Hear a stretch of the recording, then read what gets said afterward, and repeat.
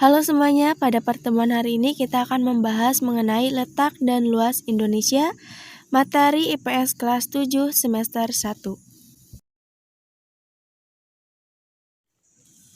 Pertama, kita akan memahami lokasi melalui peta. Sebelumnya, ada yang tahu apa itu peta? Ya, peta adalah gambaran permukaan bumi pada suatu bidang datar dan diperkecil dengan menggunakan skala. Peta memiliki beberapa komponen yang terdiri atas judul peta, skala peta, orientasi utara, simbol peta, garis koordinat, inset, legenda, dan sumber peta. Pertama, kita akan membahas mengenai judul peta. Judul peta menunjukkan isi suatu peta. Sebagai contohnya, judul sebuah peta penggunaan lahan Suwaru, Kecamatan Pagelaran, Kabupaten Malang. Maka, isi dari peta tersebut adalah sebaran penggunaan lahan yang ada di Desa Suwaru berupa permukiman, hutan, perkebunan, dan lain sebagainya. Bisa kita lihat gambar yang dilingkari warna merah, itu merupakan contoh dari judul peta. Selanjutnya, skala peta. Skala peta menunjukkan perbandingan antara jarak di peta dengan jarak sesungguhnya di lapangan. Seperti contohnya, skala dalam sebuah peta adalah 1:100.000.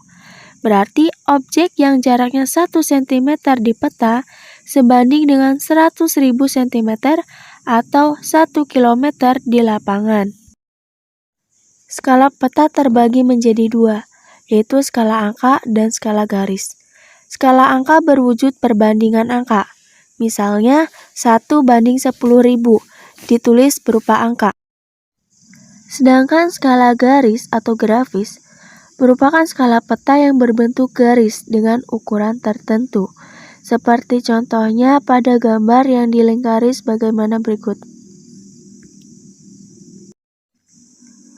Komponen selanjutnya adalah orientasi utara.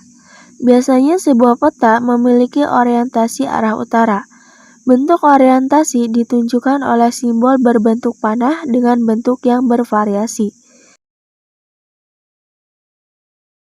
Ini merupakan contoh dari variasi orientasi utara.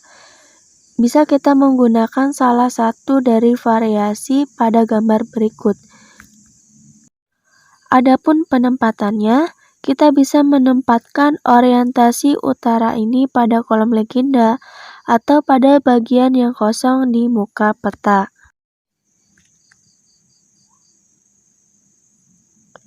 Bisa kita lihat contoh peta pada gambar berikut. Nah, di sini penempatan orientasi utara berada pada bagian yang kosong di muka peta. Komponen selanjutnya yaitu ada legenda.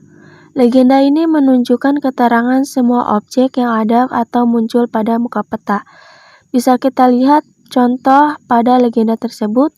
Di situ merupakan keterangan dari sebuah peta, ada berupa warna, titik, ataupun garis. Komponen selanjutnya ada sumber. Sumber peta menunjukkan orang atau lembaga yang membuat peta. Dari sumber inilah diperoleh informasi untuk membuat peta, sehingga bisa dinilai kualitas peta yang dihasilkan. Biasanya ada sebuah lembaga tertentu untuk survei langsung ke tempat yang akan dijadikan sebuah peta. Oke, komponen selanjutnya itu ada garis koordinat. Nah, garis koordinat ini merupakan garis hayal pada peta, berupa koordinat peta dalam bentuk garis lintang dan garis bujur. Garis koordinat ini sangat penting pada peta. Kenapa? Ya, karena akan menunjukkan lokasi pada peta dibandingkan lokasi lainnya di permukaan bumi, serta menggambarkan karakteristik suatu lokasi atau wilayah yang dipetakan.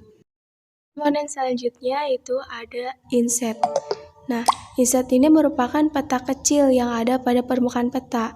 Tujuannya untuk menunjukkan suatu daerah yang dipetakan di antara lokasi lainnya yang lebih luas. Nah, di sini terdapat contoh dari garis koordinat dan inset peta. Nah, ini merupakan garis koordinat yang mana ditunjukkan sebagai garis lintang dan garis bujur. Nah, ini merupakan garis bujur. Selanjutnya inset peta. Nah, ini contoh inset peta. Nah, inset peta ini menunjukkan suatu wilayah dalam permukaan peta. Contohnya wilayah Tarakan. Nah, wilayah Tarakan ini akan diperjelas kembali dengan menggunakan inset peta, sehingga wilayah Tarakan akan lebih jelas dan lebih besar untuk dilihat. Komponen selanjutnya terdapat simbol peta. Simbol peta ini merupakan tanda khusus pada peta yang diwakili objek yang dipetakan. Tujuan simbol peta adalah untuk memudahkan pengguna peta dalam membaca dan memahami isi peta. Nah, simbol peta ini memiliki berbagai macam bentuknya. Di antaranya ada simbol titik, simbol garis, simbol warna, dan simbol area. Oke, pertama kita akan membahas mengenai simbol titik. Nah, simbol titik ini pada peta dapat beragam bentuknya. Simbol titik dapat berupa lingkaran, bujur sangkar, segitiga, dan lain sebagainya. Ini adalah contoh dari simbol titik. Nah, simbol titik ini sudah berdasarkan kaidah pemetaan. Jadi tidak bisa kita sembarang memberikan simbol pada peta. Selanjutnya ada simbol garis. Nah, simbol garis ini digambarkan dalam beragam bentuknya dan ukuran ketebalan. Ketebalan garis dapat diatur sesuai dengan kaidah pemetaan. Nah, ini merupakan contoh dari simbol garis ya. Kita tidak bisa sembarang memberikan simbol karena ini semua sudah berdasarkan kaidah pemetaan. Nah, selanjutnya ada simbol area. Nah, simbol area ini merupakan sebuah objek yang digambarkan pada peta, biasanya berupa ilustrasi dari objek di lapangan. Nah, simbol area ini memiliki aturan tertentu dalam pemetaan. Dan yang terakhir ada simbol warna. Nah, simbol warna ini digunakan pada peta dengan aturan tertentu. Tidak sembarang warna digunakan pada objek-objek tertentu, ya karena ada aturan pemetaannya. Nah, warna ketinggian dan kedalaman disesuaikan dengan objeknya yang menunjukkan adanya perubahan secara teratur. Misalnya, kedalaman laut diberi warna biru dengan tingkat perubahan yang teratur dari biru terang ke biru gelap.